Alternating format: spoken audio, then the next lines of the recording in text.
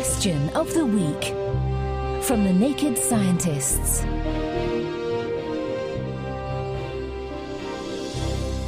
This week we question life on Earth. Hi, this is Beryl Wary calling from Richmond, Virginia. I was wondering, if Earth is such a great place to live, why to our knowledge has life only begun once on this planet? Why don't we see new life beginning here every day?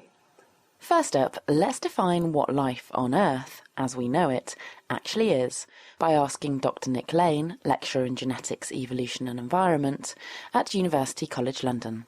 All life as we know it on Earth is composed of cells with an enclosing membrane, DNA as the hereditary material, encoding proteins and so on.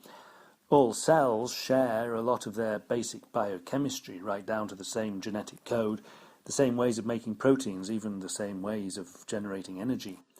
So, given that, has life as we know it, or indeed alternative forms of life, arisen more than once on Earth?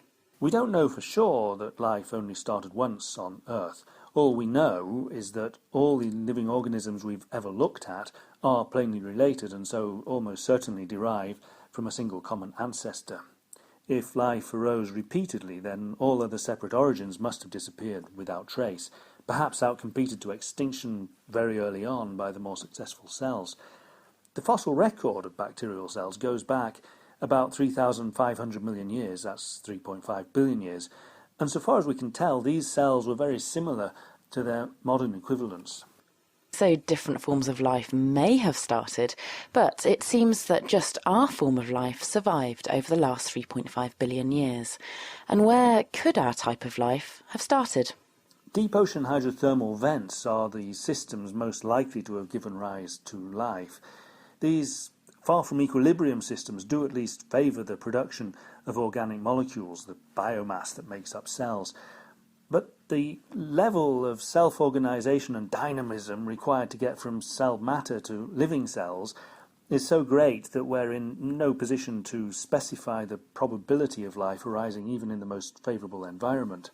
So, if we're told that conditions on Earth are so suitable for forming life, then why aren't new types of life arising all the time on present-day Earth? There are two big differences today, which mean that life is almost certainly not continuing to arise even in these favourable settings. One is the chemistry of the oceans. 4 billion years ago there was no oxygen and much higher CO2 levels, which together are much more conducive to life.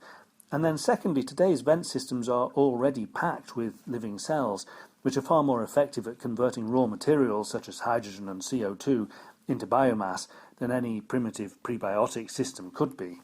So, however likely life might have been at the beginning, it's extremely unlikely that life could originate again on Earth today.